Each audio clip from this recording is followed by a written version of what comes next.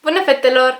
Astăzi vă voi arăta care este rutina de îngrijire a părului meu, pentru că în ultima vreme am primit foarte multe comentarii pe Facebook, pe YouTube și cred că și pe Ask, în care mi-ați spus că vă place părul meu, că e lung și frumos și că sunteți curioase cum îl îngrijesc. Nu mi se pare că fac ceva revoluționar în legătură cu părul meu ca să fie sănătos, însă cred că am totuși câteva trucuri pe care pot să vi le împărtășesc, așa că am zis că de ce să nu fac acest videoclip. Deci, dacă vreți să vedeți cum am eu grijă de părul meu, urmăriți în continuare. O să încep prin a vă spune că am părul vopsit. Sunt vopsită cu o vopsea de la Palet. Nu știu exact cum se numește, însă vă voi lăsa un link sub videoclip cu vopseaua în sine și cu nuanța și tot. Eu vopsea cu amoniac, însă până acum nu mi-a prăjit părul. L-am vopsit de 2 ori pe lungime, însă de acum îl voi vopsi doar la rădăcini, pentru că momentan sunt foarte mulțumită de culoarea pe care o am. Deci, da. Sunt vopsită, am părul destul de normal. Când eram mai mică, la pubertate, nu că acum aș fi ieșit de tot, dar când eram mai mică era destul de gras, adică trebuie să-l spăl la 2 zile. Adică o zi mă spălam, o zi nu, o zi mă spălam, o zi nu și tot așa. Însă acum îl spăl de 2 ori pe săptămână și e super ok, nu se îngrașă îngrozitor.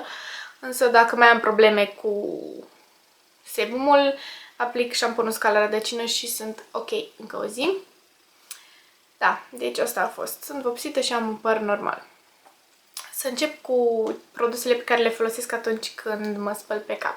Din toate șampoanele pe care le-am încercat până acum, preferatul meu rămâne acesta de la L'Oreal, Elseve Arginine Resist X3. Este și varianta aceasta așa în ambalajul negru și mai este și Arginine Resist X3 Light, care este fără silicon, însă nu observ o diferență prea mare între ele. Să spun că ăsta mi-ar îngreuna părul, iar celălalt nu, adică mi se par foarte bune amândouă, le iau în funcție de cum le găsesc la ofertă sau pe ce pun mâna prima dată în magazin. Și da, acesta este șamponul care mă spăl pe cap de fiecare dată. Iar după șampon, pe care îl folosesc ca să-mi curăț părul, folosesc acest șampon nuanțator Silver Reflex de la Kalos, pentru că îmi place să am o nuanță neutră spre rece a părului, acum că l-am blond și nu vreau să fie blond acela pui galben. Acest șampon îl aplic o cantitate destul de mare, oricum îl masez până face spumă și îl las vreo 5 minute, după care îl clătesc.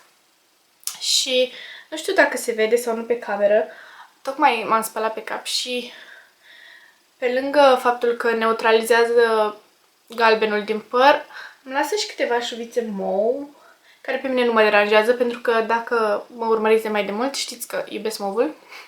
Așa că să am mauve și în păr e genial. Și da, pe aici prin față de obicei sau pe laterale, oricum rămân și câteva șuvițe mauve prin cap. Îmi plac foarte mult.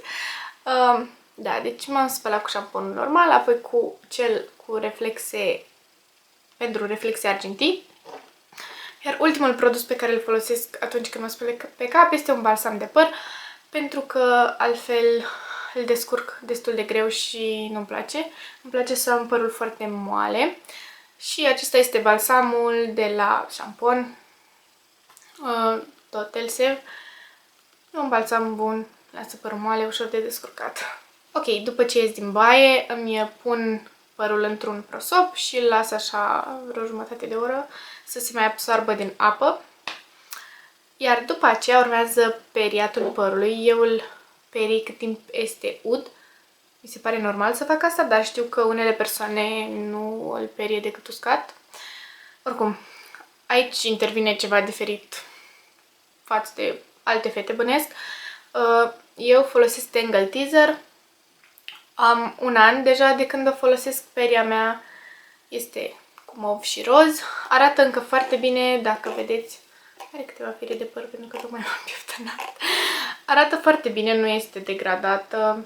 Singura chestie e că perii aceștia de la margine Sunt, dacă vedeți, puțin așa, însă e și din cauza că o țin de obicei așa și... Wow! Ar trebui să o țin așa, însă funcționează exact la fel ca la început. E o perie minune. Am mai spus asta și într-un clip cu favorite, însă pentru mine chiar a schimbat rutina părului pentru că descălcește foarte ușor părul și nu trage deloc de el și îmi cade mult mai puțin păr când mă periez cu o perie normală. De fapt, când mă periam, pentru că acum nu mai folosesc decât Tangle Teaser-ul. Scoteam smocuri de păr de pe perie după ce mă pieptănam. Deci, fără nicio glumă, smocuri. De pe acesta scot câteva fire de fiecare dată și nu mai simt că chelesc. Și pe lângă asta nu mă doare deloc capul. Nu mă trage de cap deloc. Deci e o investiție pentru că costă ceva în jur de 50-60 de lei. Însă eu zic că merită și, cum am zis, o am de un an, încă e super ok, arată perfect, deci o voi mai folosi încă pe atât cu siguranță. Sunt multe modele din care puteți alege, culori. Oricum, vă voi lăsa și site-ul celor de la Tangle Teaser. Eu am achiziționat-o cu banii mei, adică nu e sponsorizat sau ceva. Însă chiar mi se pare că merită banii. Iar după ce m-am pieptănat, pe vârfuri și de fapt de pe la mijlocul părului în jos, concentrându-mă pe vârfuri, aplic un ulei de păr. Momentan îl folosesc pe acesta de la Dove, Pure Care Dry Oil. Arată așa. Se consumă foarte greu, îl am de vreo 3 luni și nici măcar n-am folosit jumătate. Are și 100 de mililitri. Din câte știu, acesta este apărut nou în magazin. Eu fusesem la magazin să-mi cumpăr un ulei de păr, l-am văzut, l-am cumpărat și apoi am aflat că de fapt abia apăruse.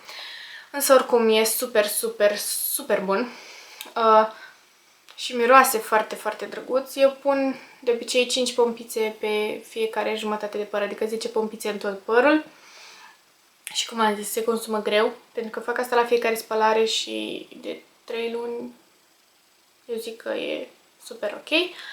Mai recomand uleiul de păr de la Avon. Am cel cu ulei de argan, cu capacul turcoaz, celălalt nu l-am încercat. Oricum, acestea două le-am folosit până acum și mi-au plăcut. Momentan rămân la Dove pentru că mi-este mai simplu să-l achiziționez din magazine. Avonul trebuia să găsesc un reprezentant, să dau comandă până venea. Acesta, dacă se termină, știu că mă duc să mi-l recumpăr imediat. Ok, acestea au fost toate produsele pe care le folosesc și pe lângă acestea mai am un mic pont pentru voi. Dacă, la fel, mă urmăriți mai de mult timp, știți că într-un videoclip cu terminate v-am arătat o cutie de spirulină. Spirulina fiind un supliment alimentar, este o algă ce are proprietăți benefice și anume ajută la creșterea părului și a unghiilor. Deci dacă, să zicem, vă crește părul greu, luați spirulină, s-ar putea să facă minuni. Eu am luat o perioadă de 3 luni, acum am făcut pauză, luna viitoare voi cumpăra iar o nouă cutie pentru a lua, chiar dacă mi-a crescut părul la lungimea pe care mi-o doream, adică e lung, însă îl ajută să fie și mai puternic, nu cade la fel de mult, unghiile la fel cresc mai puternice și mai lungi. Mi se pare un super supliment. Dacă vreți să slăbiți, taie pofta de mâncare, oricum are multe beneficii, puteți căuta pe internet dacă nu mă credeți pe cuvânt. Aceasta a fost rutina părului meu, v-am arătat ce produse folosesc, v-am spus despre spirulină și cam atât. Cum v-am spus, nu e nimic revoluționar, bănuiesc că unii oameni au rutine mai complicate, însă cam asta e tot ce fac.